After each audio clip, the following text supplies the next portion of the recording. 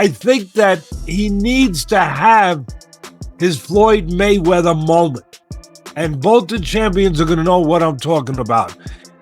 That moment that he had with Diego Corrales, where he went and took him apart. And Floyd, some people were saying the same thing a little bit, not as much, but a little bit about Floyd. He's a defensive fighter, he doesn't take chances, you can't hit him, all those kind of things.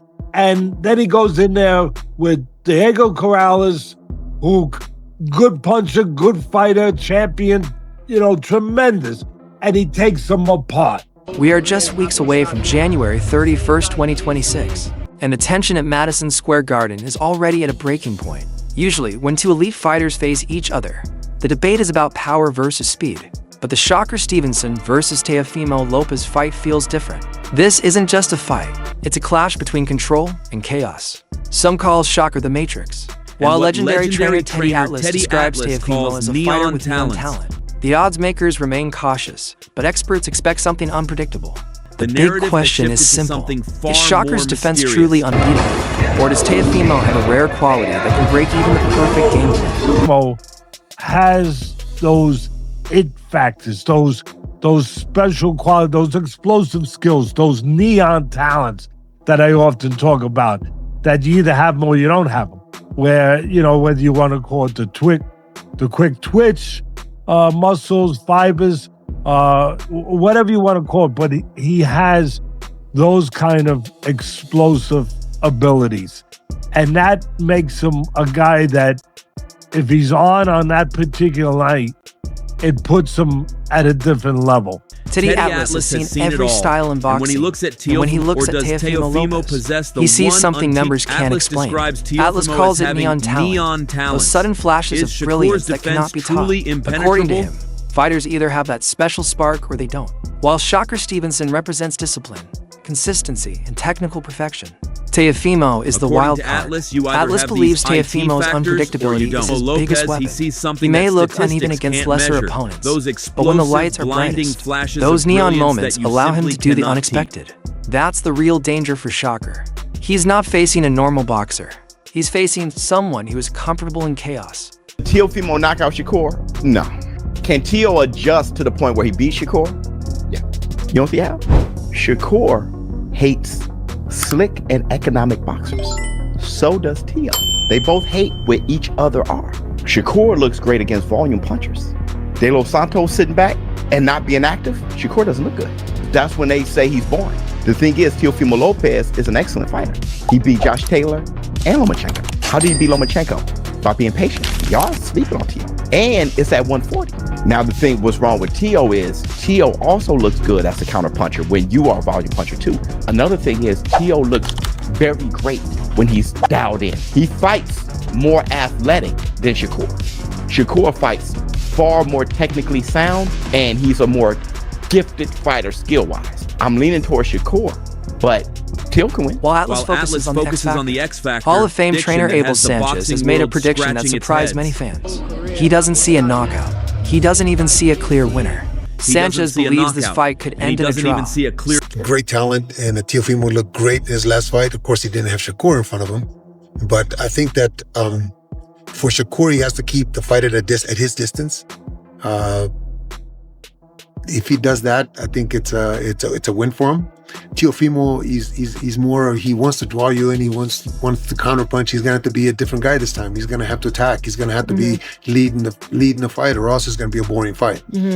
I don't think it'll be a boring fight, but if he sits back and waits for Shakur's gonna wait for him, then it's not gonna be exciting. But I think Teofimo will attack. I think Teofimo has to attack. I think Teofimo has to do what Zepeda did, except for Teofimo's a lot more talented than Zepeda was. So I think that I honestly, I see a draw. I don't know why I see a draw, but I just see both having great rounds and giving us the kind of fight that I think the public is looking for. Sanchez explains it this way. For Teofimo to win, he must press forward, take risks, and force exchanges. For Shakur to win, he must control distance, stay disciplined, and fight a calm, methodical fight. Sanchez believes these two styles could cancel each other out.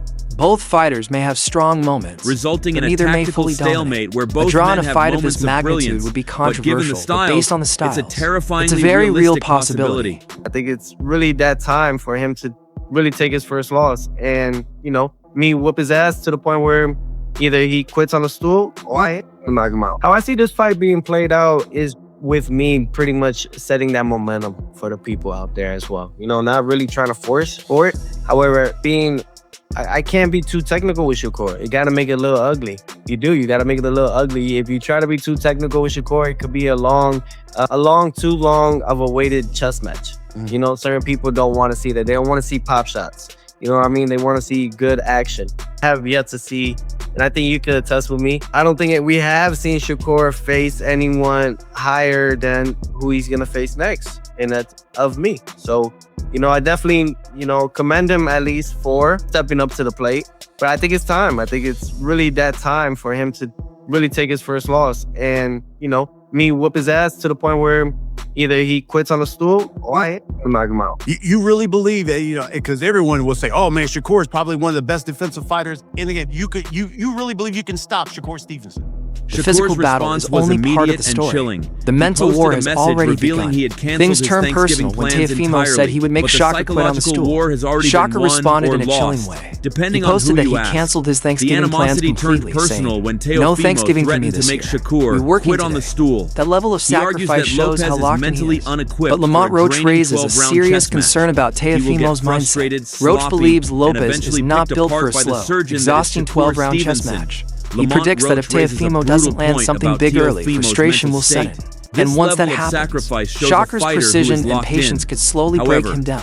He a little cuckoo too. Like he has like a little mental lapses every once in a while. So who do you think wins that fight between him and Teofimo Lopez if they fight? I think Shakur wins. And I don't think it's going to be like a super tough fight either. His IQ will frustrate him. Don't you think Teo has also good ring IQ and also is slick, fast? I think so, but when you look at Teo's performances against guys that are just pure boxers, it's just like he almost lost to Sandor Martin. Some people thought he lost to Sandor Martin. He did beat Loma, who's arguably at the time considered one of the best in the world. Did, and that was a hell of a performance too. A hell of a performance too. So yeah, I mean, I think he's hit or miss. You got to think he got stuff. He a little cuckoo too. Like he has like a little mental lapses every once in a while. Look at the Kambosos fight. Like that's a fight that people would never expect Kambosos to win.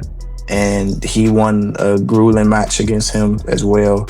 So I just, I don't know. I don't think he can get it done against Shakur when it comes to like, cause it's going to be just a skill match. I don't think he's going to try to rough Shakur off. And fighters who have shared the ring with these men see things fans often miss. Dalton Smith, who has sparred with Shakur since their amateur days, describes him as unbelievable and slightly favors him to win. Still, even he admits this fight is as close as it gets. The men who have shared the ring with these titans are seeing things the public misses. It's a true 50-50 battle of styles. One man brings control and discipline. The other brings danger and unpredictability. I think it's a great matchup. I'd probably have to favour Shakur in that on points. But like I said, Teofimo, one hell of a fighter. It really is a 50-50 fight. And of course, I'll be keeping my eye on that. But what a time to be a fighter in the 140-pound division. That's exciting. Absolutely. I think, have you sparred with Shakur? I think I saw you in an interview talk about what was that sparring like and why is he the favorite over Teo? I just think of how he's progressed over the years. And you can't deny Shakur's one hell of a fighter. He's as a boxer. I don't think he's the biggest puncher, but his boxing and IQ and skills is a great fighter. And obviously, I remember Shakur from back in the junior days. Shakur's a good guy, and he's just one hell of a fighter. Was it really difficult to hit him? Was his defense really that great? No, it was many years ago. Obviously, the sparings are competitive. Yeah, it was great. Obviously, we used to go over. I went over a couple of times to Colorado for the training camps. Yeah. I used to go with the Great Britain team and, we learned valuable lessons going over there, mixing it with the USA team. And, You know, all that over the years brings us. So now the question is yours. Who do you have winning this fight? Let me know in the comments below. If you enjoyed today's video, make sure to like, subscribe, and turn on notifications so you don't miss what's next. Thanks for watching, and I'll see you in the next one.